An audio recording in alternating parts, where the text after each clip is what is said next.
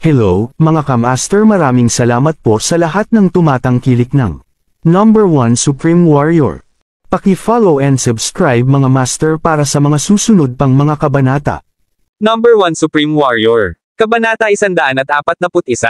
Lumingalinga si Ivan at naglakad papasok sa loob habang nagsasalita.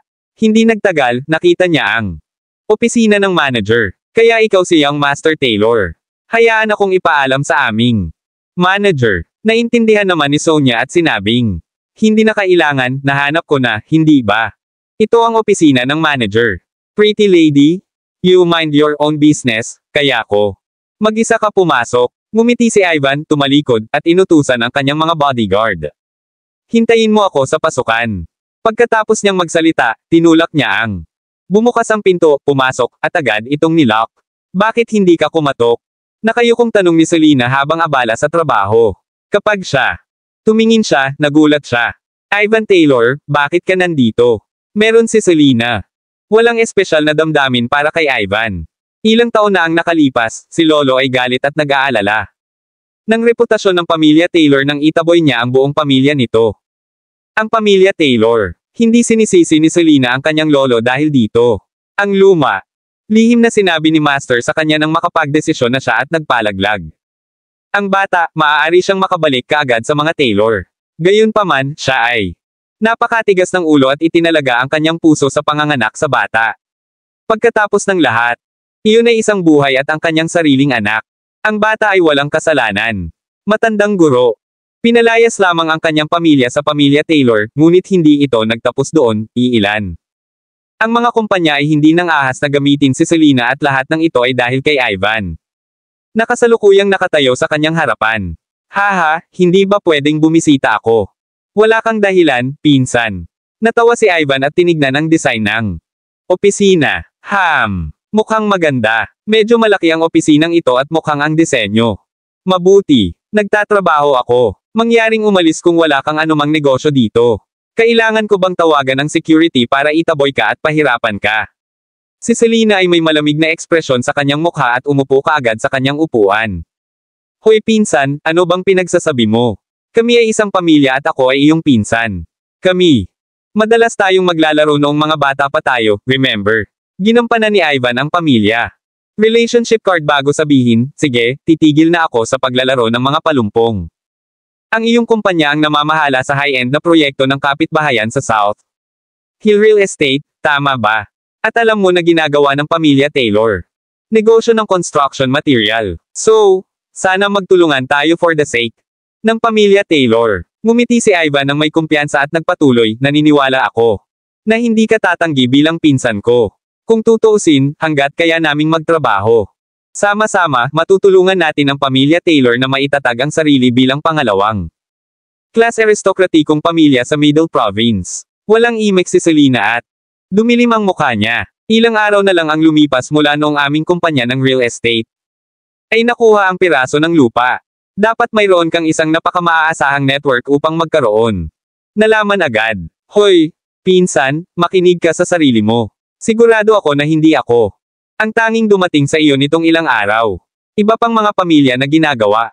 Darating din ang construction materials. Ngumiti si Ivan at nagpatuloy sa pagpasok. Kumpiyansa, gayunpaman, naniniwala ako na karamihan sa kanila ay darating at aalis. Walang kabuluhan. Haha, tiwala ka na hindi ka aalis dito ng walang kabuluhan. Selena. Natatawang sabi, pinsan kuya, natatakot ako na hindi mo pa rin ito napagtanto. Pero pagkatapos mong malasing noong isang araw, alam iyon ni Lolo at ng tatay mo. Nagtatrabaho ako sa Drake. Pinaalalahanan pa nila ako na maging matyaga at maging patas tungkol sa pagtutulungan ng Taylor at ng Drake, sila. Natatakot na ito ay kinasusuklaman ng iba. Hiniling nila sa akin na tingnan lamang. Ito pagkatapos kong mapatatag ang aking trabaho dito. Malamig na ngumiti si Selena at nagpatuloy. Alam mo siguro na naging procurement manager ako dito. At gusto mong ihinto ang pagkakataong gumanap. Gusto mong makakuha ng isang malaking proyekto. Para masiguro ang posisyon mo sa Old Master at sa puso ni Taylor, tama ba? Ito ay isang nakakahiya na hindi tayo makakapagtrabaho sa pagkakataong ito. Haha, tumawa si Ivan. Selena, tama ka, gusto kong patatagin ang posisyon ko sa pamilya Taylor. Pagkatapos ng lahat, mamanahin ko ang mga ari-arian ng pamilya Taylor, at walang kinalaman iyon sa iyo, babae. Kaya, makinig ka, gusto kong pag-usapan ang tungkol sa malaking proyektong ito. Ivan. Huminto at nagpatuloy, gayunpaman, mali ang iyong nahulaan sa pagkakataong ito. Si Lolo ang nagpaalam sa akin na pumunta dito. Hindi ka susuway. Ang kanyang mga salita, tama ba? Hindi mo igagalang ang pamilya Taylor, tama ba? Kabanata 142. Pinapante ka dito ni Lolo. Imposible iyon. Kumunat ang noo ni Selena. At iniisip kung mali ba ang narinig niya. Oo naman. Wala ako dito para. Sa sarili ko, nandito ako para sa pamilya Taylor. Nandito rin ako bilang proxy ni Lolo.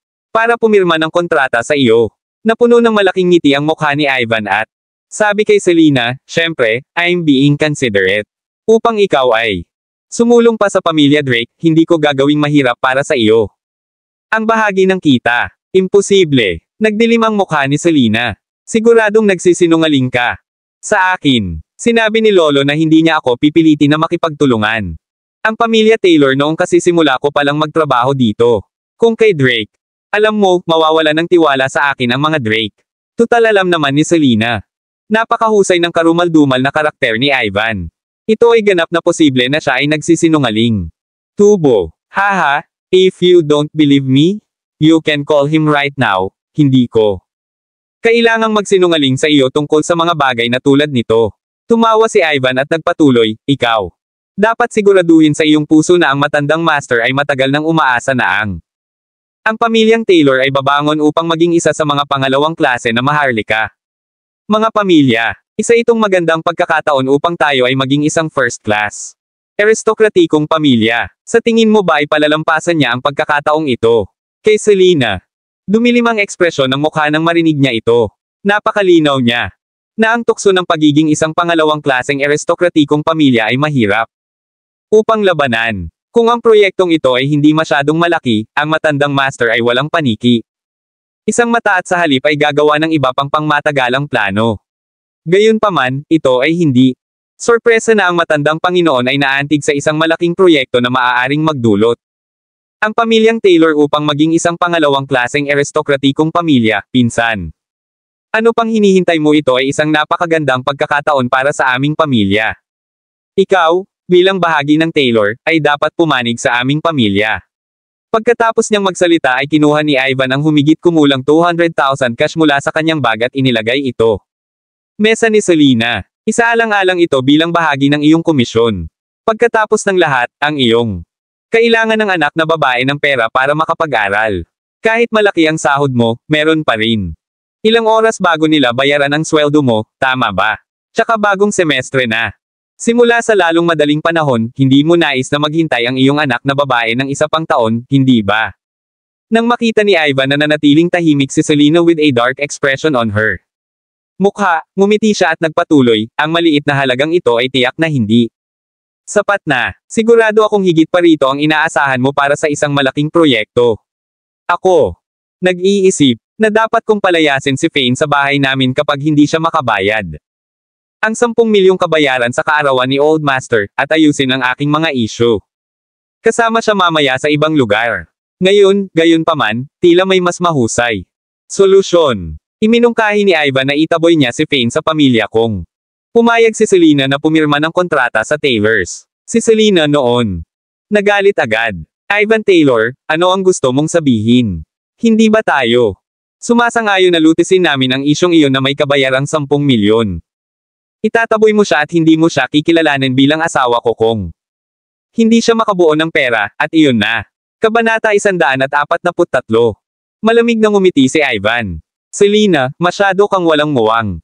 Siya ay dapat na yumuko sa ako at itataboy sa pamilyang Taylor kung hindi siya makabuo ng kabuuan ng pera. Sa panahong iyon, hindi mo siya magiging asawa at wala ng anumang bagay gawin sa amin. Kukuha ako ng bubugbog sa kanya at gagawin ko ang gusto ko.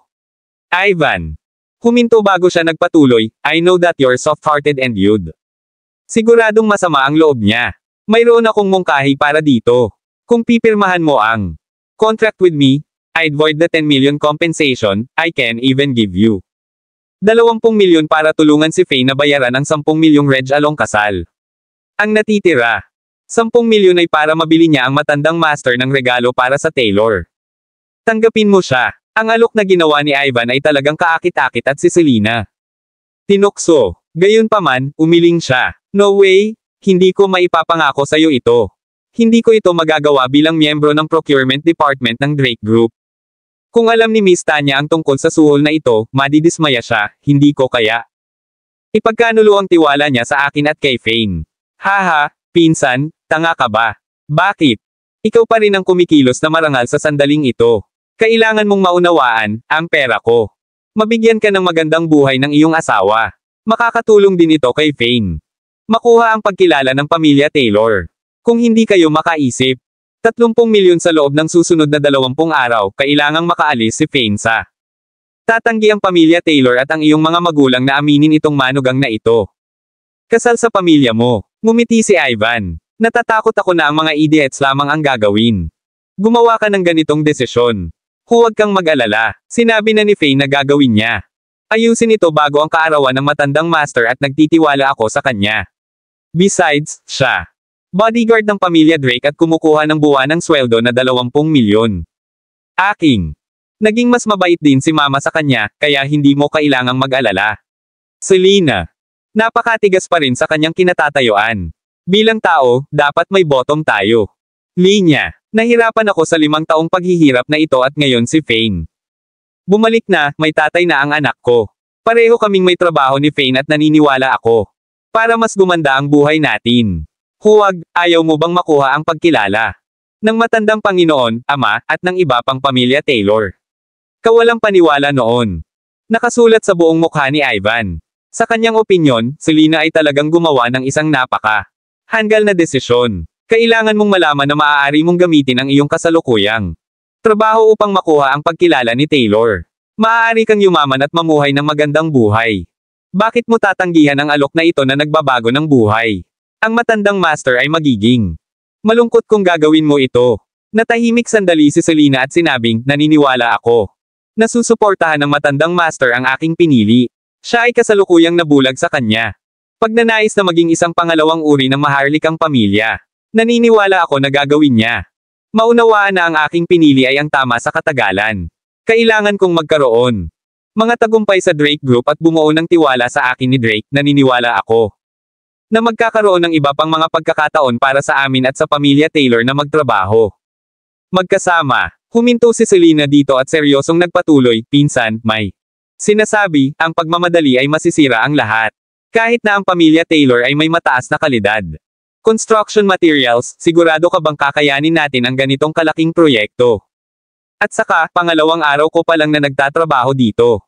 Ano ang iisipin ng mga tagalabas kung napakabilis kong pipirmahan ang kontrata sa Taylor? Lahat ng mata ay nasa akin. Ngayon na, sumangayon si Ivan kay Selena.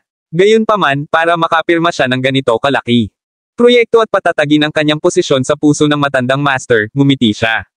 Sige, alam kong pinapahirapan kita.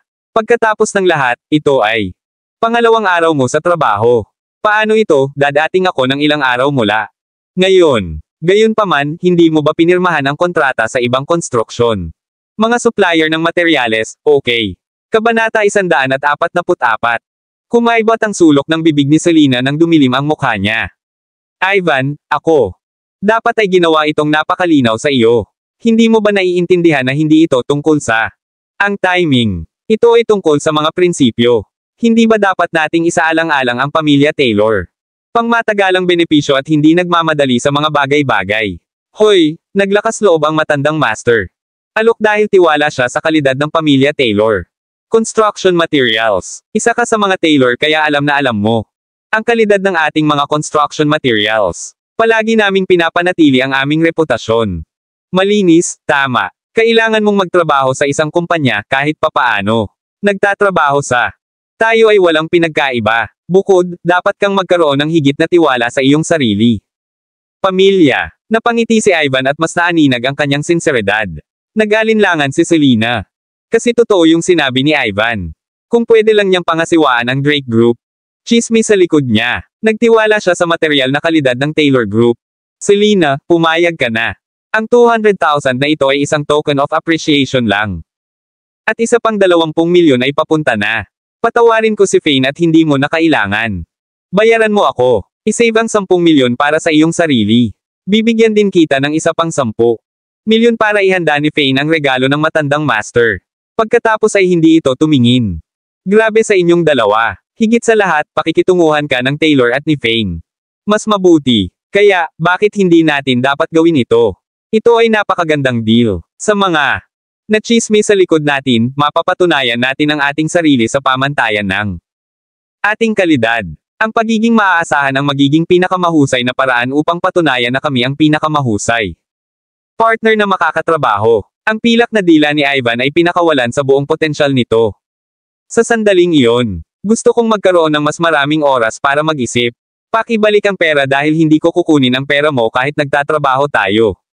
Magkasama, tiningnan ni Selena ang pera sa mesa bago sinabing, ikaw. Dapat malinaw sa uri ng tao ako. Hindi ako papayag na bumili ng partnership. May pera. Bukod dito, ihahanda natin ang 10 milyong kabayaran at ang 10 milyon para sa regalo ni Lolo. Sa pinakamasama, maaaring humiling si Fane ng isa. Buwan ng paunang bayad mula kay Miss Tanya. Kung tungkol sa pera para sa aking ina, kami. Pwede mong ayusin mamaya. Ikaw. Galit na galit si Ivan nang kumpleto siyang pumasok. Kumpiyansa. Tiniyak pa niya sa matandang amo na hintayin ang kanyang magandang balita. Dahil siguradong makukuha niya ang project at pipirmahan ang kontrata. Wala siyang ideya. Nakakailanganin ni Selena ng oras para pag-isipan ito at tatanggihan ang ganoong kalaking dami ng pera. Okay, Selena, bibigyan kita ng oras para mag-isip tungkol dito. Ivan. Bumantong hininga, inilagay ang pera sa kanyang bag at aalis na sana. Gayunpaman, siya. Napahinto nang makarating sa pinto at ngumiti kay Selena. Kaya mo palagi. Tawagan mo ako kung magbago ang isip mo. Sinaman siya ng tingin ni Selena.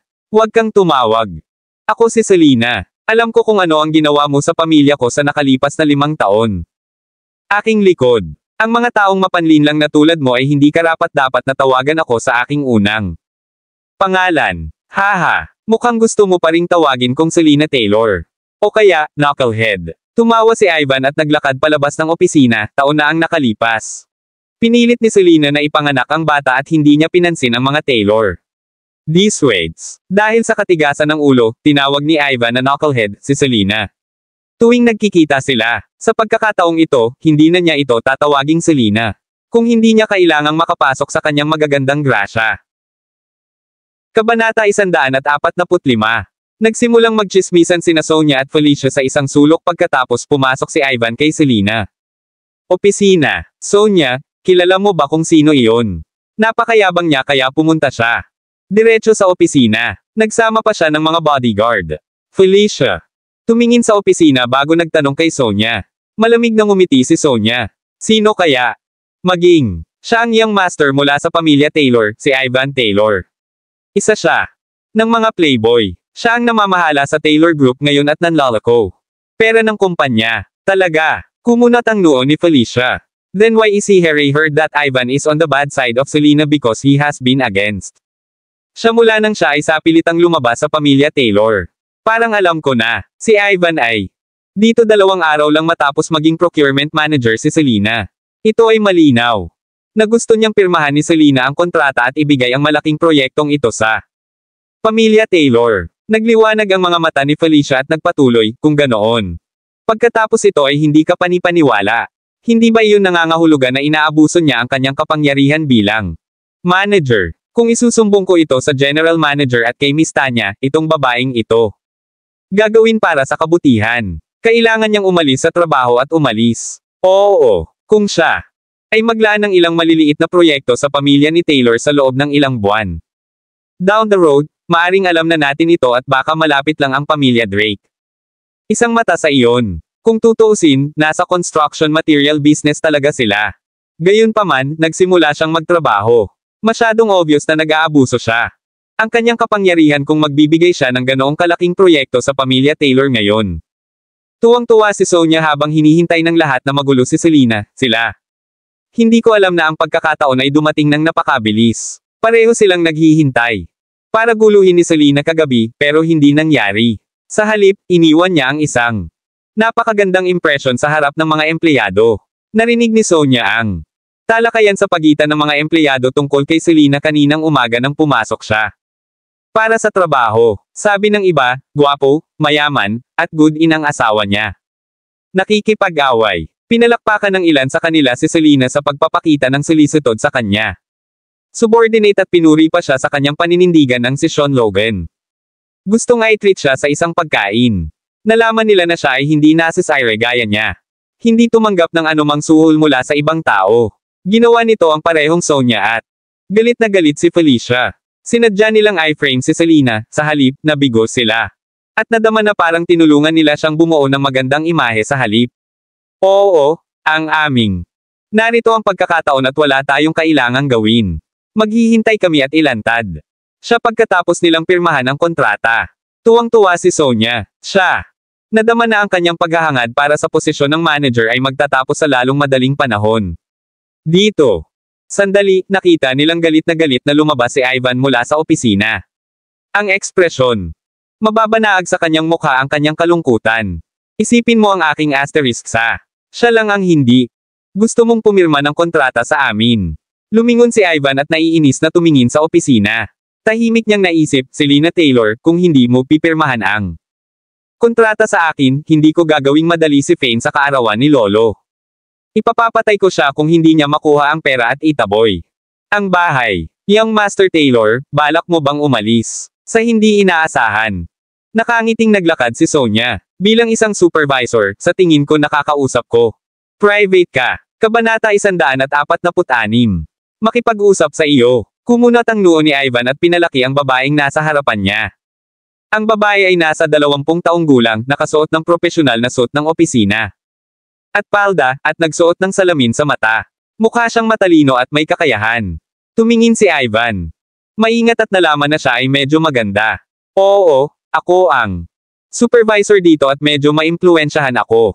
Ngumiti si Sonia at nagpatuloy. Ang daming tao dito. Bakit hindi ka pumasok sa opisina ko at mag-usap tayo sa isa't isa? Oo naman. Lihim na natuwa si Ivan sa narinig. Ito, malinaw na mayroon siyang mahalagang pag-uusapan sa kanya kung siya. Iginiit na pag-usapan nila ng pribado. Nakatingin ba ang magandang babae na ito? Siya, buti sana kung ganon. Mabilis silang pumasok kay Sonia. Opisina at nilock niya ang pinto. Sabihin mo sa akin, ano ang gusto mo sa akin? Ivan. Ngumiti at umupo sa sofa sa gilid. Young Master Taylor, kung gagawin ko ang tamang palagay, dapat nandito ka para sa proyektong matatagpuan sa South City. Tama ba? Parang ang daming nakakaalam na nakuha yon ng company namin. Piraso ng lupa. Ngumiti si Sonia, at inihain si Ivan ng isang basong tubig. Haha, kami na. Lahat ng matalinong tao para hindi ako magpatalo sa mga palumpong. Ang pamilya Taylor ay palaging nasa negosyo ng construction material at mayroon kaming magandang reputasyon sa linyang ito ng negosyo. Ang pinsan ko ang manager mo. Ako ay naging iniisip ang tungkol sa pakikipagtulungan sa pagitan ng dalawang kumpanya dahil siya ang procurement department manager dito. Buti sana kung tayo hinirang para sa kalahati ng proyekto. Sino bang makakaalam na kailangan niya ng oras para pag-isipan ito? Pakiramdam ko ay naging perfunctory siya at ayaw niya. Secure mo sa akin ang project. Nabanggit niya na natatakot siya sa chismis mula sa mga empleyado ng kumpanyang ito. Ivan spoke his mind openly and he was halatang galit. Pagkatapos ng lahat, nangako siya sa matandang master na gagawin niya. Matagumpay na makuha ang kontrata. Paano niya ipapaliwanag sa matandang master na hindi niya nakuha? Kahit na nagbago ang isip ni Selena sa hinaharap, gagawin iyon. Nakakahiya pa rin sa kanya na bumalik sa araw na iyon na walang dala. Hindi niya ginawa. Sumasang-ayon. Paano ito posible? Nagulat si Sonia. Kung ang kontratang ito ay hindi pinirmahan, paano siya magkakaroon ng pagkakataong hilahin pababa si Selena mula sa kanya? Posisyon. Napaisip siya at sinabing, hindi niya dapat ginawa iyon, ito ay posible para sa amin na magnegosyo sa anumang kumpanya. Besides, ikaw din. Binigyang diin na ang materyales sa pagtatayo ng Taylor Group ay may mataas na kalidad. Paano niya magagawa iyon? Tinanggap ka pa rin ba niya bilang pamilya niya? Gusto ko. Pumayag ka agad. Baka magalit pa siya sa atin kapag tayo pinalayas siya sa pamilya Taylor. Say, mababait ang mga babae. Napabuntong hininga si Ivan. Sa tingin ko pinaghihiganti niya ako. Paano ito posible? Narinig ko ang pangyayaring ito. Nangyari ilang taon na ang nakakaraan at kasalanan niya. Hindi ba tama na hinabol siya? Mula sa pamilya Taylor. Paano kanya masisisi at ang pamilya mo? Sonia. Tila nakakaunawa. Pinag-isipan niya ito at sinabing, gayunpaman, dahil siya. Sinabi niya na isa sa alang-alang niya ito, may pag-asa pa para sa iyong grupo. Hindi bababa sa hindi niya ginawa. Tahasan itong tanggihan. Kabanata 147. Bahagyang huminto si Sonia bago siya nagpatuloy sa pagsasalita, Young Master. Taylor, may sasabihin ako sa iyo. Noong nakaraan, ang mga taong in charge mula sa hindi tatalakayin ng mga kumpanya ng construction material ang bagay na ito ng direkta sa manager. Hahanapin nila ako sa halip, ang supervisor, at makipag-usap muna sa akin. Kasama mo, maaari mong gawin ang desisyon bilang isang supervisor at maaari naming lagdaan ang kontrata. Sa isang iglap ay nagliwanag ang mga mata ni Ivan at tuwang-tuwa siyang nagsalita. Miss Neil, tiyak na salamat sa hinaharap kung maaari mong pipirmahan ang kontrata sa akin. Ako, maaaring magbigay sa iyo ng hindi bababa sa 20 hanggang 30 milyon. Hingal na hingal si Sonia. Narinig ito. Tiyak na gusto niyang tanggapin ang pera, ngunit hindi nakuha ng mga supervisor. Kapangyarihang gumawa ng ganoong desisyon. Ang huling sinabi ay palaging ang tagapamahala. Kaya naman, nakatanggap lamang siya ng maliliit na regalo tulad ng dahon ng tsaa sa buong taon. Bilang isang supervisor, ang kanyang posisyon ay naging hadlang sa kanya upang maging karapat-dapat sa mahal. Mga regalo. Ito ang dahilan kung bakit gusto ni Sonia na maging manager. Naisip niya na maaari siyang maging manager hanggang sa lumitaw si Selena. Galit na galit siya. Halos masuka siya ng dugo. Ganoon karami. Sinubukan niyang maging kalmado. Ito. Buti sana kung siya ang manager dahil malaki ang kikitain sa kanya ng proyektong ito. Dami ng pera. Bagamat ang kontrata ay kailangan pa ring pirmahan ng general manager pagkatapos ng desisyon ng supervisor, ang manager ay palaging ganoon. Abala na hindi niya ito mababasa ng maayos. Karaniwan, ang kontrata lamang. Kailangan ng kanyang lagda pagkatapos na ang kontrata ay handa na. Sa makatuwid, ang procurement. Ang department manager sa kumpanyang ito ay isang posisyon na maaaring umani ng marami benepisyo. Haha, hindi naman masyado. Kung ang buong proyekto ay ibibigay sa Taylor pamilya, maaari tayong kumita ng hindi bababa sa 7 hanggang 800 milyon. Baka tayo pa kumita ng 1 bilyon kung gagawin natin ito ng tama. Sa oras na iyon, ang halaga ng pera na ito. Maging isang piraso ng cake sa pamilya Taylor. Natatawang sabi ni Ivan, I intended to pay Selena 20 milyon bilang komisyon. Nakakalungkot na matigas ang babaeng ito. Ulo at baliw. Young Master Taylor, hindi ako makakagawa ng huling desisyon. Pero matutulungan kitang humanap ng paraan. Inilibot ni Sonia ang kanyang mga mata at muling sinabi. Ano? Pwede mo ba akong ihandog? Hindi makapaniwala si Ivan. Let's put it this way. Ano man. Kailangan mo nang lumapit sa akin ang ibang construction material suppliers. Ang pangunahing trabaho ko ay makipag-usap sa kanila at piliin ang mga materyales. Ipapasa ko ito sa na-filter. Iliste sa manager para mas masuri pa niya ito. I can recommend ang pamilya Taylor sa kanya sa prosesong ito. Maaari kong baguhin ang data mula sa iba. Mga supplier ng construction material, at itapon pa nga ang mga ito sa basurahan. Sonia. Nag-smirk. Kung ito ang kaso, sa tingin mo ba ay makakatulong ako? Wala sana siya. Iba pang mga pagpipilian maliban sa pagpirma sa iyong kontrata pagkatapos kung alisin ang iyong data ng katunggali. Kung direktang pinuntahan mo siya, tiyak na lilikha ito ng chismis. Iba kung irerekomende ko, nasa akin ang responsibilidad. Ang galing. Ang ganda talaga ng idea mo. Hindi siya matatakot sa iba. Chismis tungkol sa kanya kung pupunta kami dito. Nag-alinlangan siya dahil siya ay isang anak at alam niya na ito ang ideya ng matandang master. Ayaw niya mag-alinlangan kung ikaw ang magiging scapegoat. I understand her very well, Meron. Isang mataas na pagkakataon ng tagumpay tulad nito. Tuwang-tuwa si Ivan. Pero, hindi ba niya malalaman na may mali kung aalisin mo ang iba pang mga kakompetensya? Kabanata 148. Sumimangot si Sonia sa kasumagot, how about this, I'll stop the supplier statter. Mas mapagkompetensya kaysa sa iyong kumpanya. Magsisinungaling ako sa kanila tungkol sa pagpapasa sa kanila. Mga panukala. Sa huli, ibibigay ko lang ang proposal mula sa pamilya ni Taylor.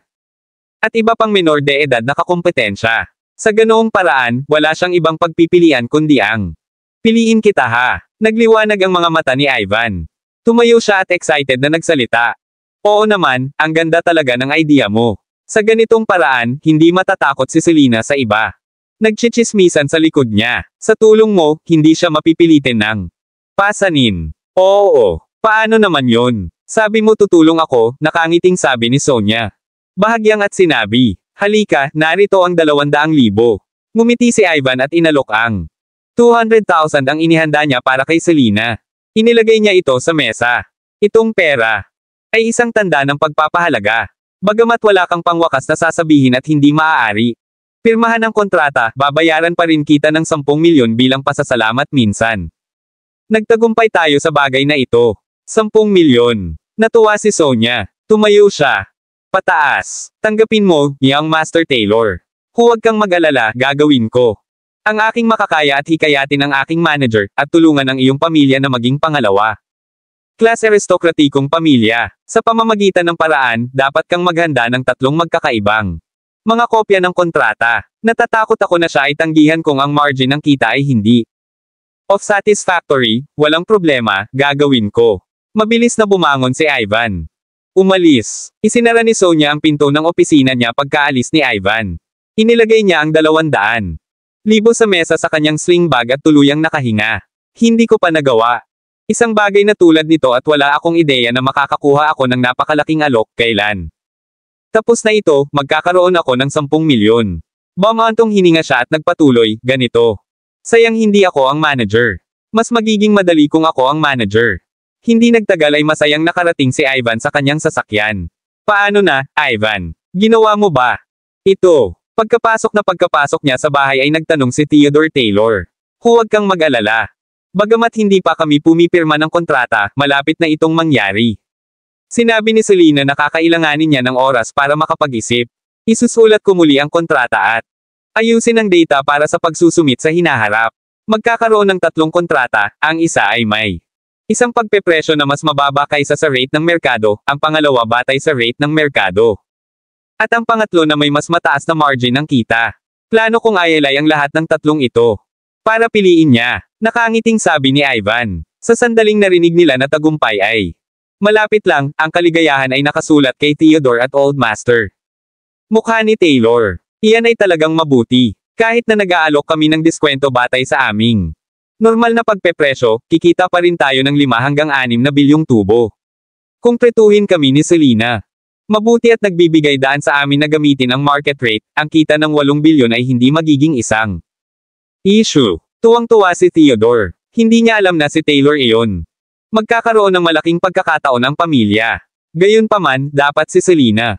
Unawaing mabuti ang aming pamilya. Bakit kailangan pa niya ng 3 magkaibang mga panukala? Mayroon bang kompetisyon mula sa ibang mga supplier? Old Master Taylor. Naunawaan ang pinagbabatayan ng kahulugan sa mga salita ni Ivan. Kumunat ang noo niya, weekend. Maging pabaya bago matapos ang kontrata. Alalahanin kung paano tayo nawala. Nakaraang proyekto kasama ang pamilya Wilson. Ang sulok ng bibig ni Ivan. Kinikilig nung nabanggit yon. Nakakahiya talaga sa kanya iyon. Huwag kang mag-alala, Lolo. May tiwala ako sa pagkakataong ito. Selena. Nag-aalangan sa simula. Pagkatapos ng lahat, wala pa siyang matatag na posisyon. Gayunpaman, naniniwala akong magtatagumpay tayo pagkatapos niyang marinig na kay Lolo ito. Ideya. Ngumiti si Ivan. Naniniwala siya na magiging maayos ang usaping ito. Ayon sa kanyang plano. Kabanata 149. Wala bang ibang kakumpetensya na gusto ang proyekto? Ang matandang master noon. Halatang nag-aalala. Sagot ni Ivan, Lolo, don't worry. Yung ibang suppliers. Sasali bilang isang formalidad. Talagang makukuha natin ang kontrata, kasabay nito. Oras, nag-uusap si James at ang kanyang pamilya sa mansyon ng pamilya Drake. Sala. Habang nag-uusap sila, pumasok ang mayordoma ng pamilya Drake. Master, may malaking nangyari kagabi. Isang bagay na malaki. Ano? Nangyari. Maraming makapangyarihang tao sa gitnang lalawigan kaya hindi pangkaraniwan ang mga bagay na nangyayari. Napangiti si James nang walang pakialam at nag-isip. Ay medyo normal. 200 tao mula sa angkan ng Dragon God ang huling namatay. Gabi sa isang abandonadong gusali. Wika ng mayordomo habang pasulong. Ano? Ang daming namatay. Si Tanya Drake, ang pangalawang anak na babae ng Drake. Napabuntong hininga ang pamilya dahil nagulat siya. Normal lang na mamatay ang mga tao. Nakakasakit na puwersa na hindi nila dapat sinaktan. Gayunpaman, mayroong kadalasan ay 100 ang pagkamatay lamang at ito ay maituturing na malaking balita kung 100. Namatay ang mga tao. Sa pagkakataong ito, higit pa doon at sila ay mga tao mula ang Dragon God Clan. Pagkatapos ng lahat, ang angkan ay makapangyarihan at ang mga tao ay hindi nang ahas. Saktan sila. Ano ang opisyal na pahayag? Natahimik si James para sa ilan oras bago magtanong tungkol sa mga detalye. Walang mga detalye tungkol dito. Ang opisyal na pahayag na nakasaad na ito ay isang away sa pagitan ng dalawang partido at iyon ay ito. Napangiti ng mapait ang mayordoma at nagpatuloy, pero, nagtanong ako sa paligid at nakuha ko. Para malaman na sobrang nakakatakot ang sitwasyon. Higit pa rito, maraming tao. Ikalat ang balita tungkol sa bagay na ito at alam ng lahat na hindi ito away. Sa pagitan ng dalawang partido, si Fane, na nakatayo sa likod ni Tanya, ay speechless nang marinig niya ito. Gaano kitikot noon. Super nakakatakot. Sumulyap si Butler kay Fane bago nagpatuloy, masyadong magaling ang kabilang party, ako. Isipin na walang sino man mula sa pamilya Drake ay sapat na mabuti para sa kanya dahil ang mga katawan ay pawang mga tao mula sa angkan ng Dragon God. Sa hitsura nito, ito ay ginawa ng isang individual. Para ang isang tao ay pumatay ng napakarami, ang taong ito ay dapat na mabuti. Pinakamahalaga, ang kanang kamay ni Boss Harvey mula sa ang angkan ng Dragon God, si Brother Scar, ay naging biktima din nito. Si Kuya Scar ay patay. Emosyonal si James nang marinig niyang patay na si Kuya Scar. Magaling talaga ang taong ito. Confirmed ba na mag-isa siyang pumunta at hindi kasama ang buong grupo ng mga tao? Oo, sigurado ako dyan. Ang Mayordomo agad na tumango at sinabing, ang mga tao mula sa angkan ng Dragon God laging gumagawa ng masama. Ngayon, ang daming tao sa gitna. Pinupuri ng lalawigan ang bayaning nagtanggal ng masasamang tao para sa mga karaniwang tao. Gusto ko talagang makita kung sino ang bayaning ito sa aking sariling mga mata. Nagningning ang mga mata ni Tanya at may pagsamba. Kabanata 150. Dapat magaling siya. Napangiti si Timothy habang nakatingin kay Fane at sinabing, ako. Magtaka kung sino ang mananalo kung ang ating 20 milyong halagang bodyguard ay makikipag-away sa ganito. Tinatawag na hero. Halata namang hindi lubusang tinanggap ni Timothy si Fane at naisip ng kanyang ama na labis ang pagpapahalaga sa kakayahan ni Fane. Sinubukan niyang magkaroon ng pag-asa para maging maayos si Fane pero naisip niya na isa lang siyang normal na tao pagkatapos ni Fane pakikipagkite sa kanya. Palagi niyang naramdaman na sa halip na si Fane, bakit hindi pasayahin ang mga Diyos nang digmaan sa kayamanan ng kanyang pamilya. Ang kanyang ama ay halatang papunta sa maling direksyon. Oo, sa tingin mo mananalo ka. Na-curious ako gaya mo. Talunin si Harvey. Biglang naging interesado si Tanya. Tumingin siya kay Fane. Nananabik at nagtanong. Napahiya si Fane. Pinahirapan nila ito. Para sa kanya nang hilingin sa kanya na makipag-away sa kanyang sarili. Kailangan ko siyang makilala. Upang mabigyan ka ng sagot. Talagang ikukumpara ko ang mga tala sa kanya kapag nagkita tayo. Napaisip naman si Fane at seryosong sumagot. Hahasabi mo ito. Huwag tumanggi kung mahanap ko ang taong ito. Pagkatapos ng lahat, gusto kong malaman ang iyong totoo. Kakayahan mula sa pakikipaglaban mo sa kanya. Nakangiting sabi ni Timothy, kay Fane. Tumunog ang cellphone sa sandaling ito. Agad naman siyang kumunat ang noo matapos itong tingnan. Baby. Apprentice, ang lumabas bilang caller's ID. Hindi nakaimik si Fane dahil wala siya. Ideya kung bakit hahanapin siya ni Lana, ang nag-iisang babaeng apprentice niya, dito. Sandali. Paumanhin, kailangan kong tanggapin ang tawag na ito. Matapos ang isang nahihiyang ngiti, nagdahilan si Fane. Kanyang sarili. Haha, busy talaga ang binatang ito. Nakangiti si James habang nakatingin. Nang umalis si Fane. Siya, kadadating lang niya at gustong umalis para kumuha ng telepono. Tumawag. Nagdilim ang mukha ni Timothy. Napatingin siya sa paglalakad ni Fane papunta sa pasukan. Paano ito posible? Hindi ba ito ang pangalawang araw niya sa trabaho? Natarante si Butler at hinabol si Fane. Makalipas ang ilang sandali, tumakbo siya pabalik. And said while huffing, hindi ba masyado itong bodyguard? Siya lang ang naging dito nang wala pang 10 minuto at umalis na. Talagang ginagalit niya ako. Ang 20 milyon ay napakadaling pera para sa kanya. Tanya, bakit ka pumayag? Ang hiling niyang 20 milyon. Bakit hindi ka nakipag-ayos? Tingnan mo siya ba? Sobrang halaga. Inip na tumingin si Timothy sa kapatid. I think he's too arrogant and he doesn't even act like a bodyguard. Alam ba niya iyon? May utang siya sa amin. Empleyado lang siya. Ibinaba siya ni Tanya. Ulo sa kahihiyan. Sabi ni tatay, kailangan nating pasayahin si Fane. Napaisip ako. At isipin na ito ay isang magandang pagkakataon na gawin ito. Kung tutuusin, 20 milyon ang isang piraso ng cake para sa pamilya Drake. 20 milyon daw ang minimum. At halatang walang puwang para sa negosasyon. Paano ko makipag-ayos sa ilalim ng mga sitwasyong iyon? Baka nag-overpreaching lang siya. Kanyang sarili. Sinong makakaalam na napakatanga mo para mag-alok ng 20 milyon? Siya. Maaaring tinanggap ang alok sa 10 milyon. Nagpatuloy si Timothy. Huwag mag-alala. Kinawian ni James ang kanyang kamay sa sandaling ito at sinabing, huwag kang masyadong mademo. Isa lang itong buwan ng sweldo na 20 milyon. Ang pamilya Drake ay maaaring magbayad kahit na. Kung marami pa sila, naniniwala ako sa aking intuition. Baka ang binatang ito, maging isang Diyos ng digmaan. Kahit na hindi siya, siguradong magiging marshal siya. Kung ganoon, ang kaso, mababa talaga ang 20 milyon na sweldo. Maraming salamat mga kamaster sa walang sawang pagsusubaybay. Isang like, share, and subscribe naman dyan mga kamaster. Abangan ang susunod pang mga kabanata.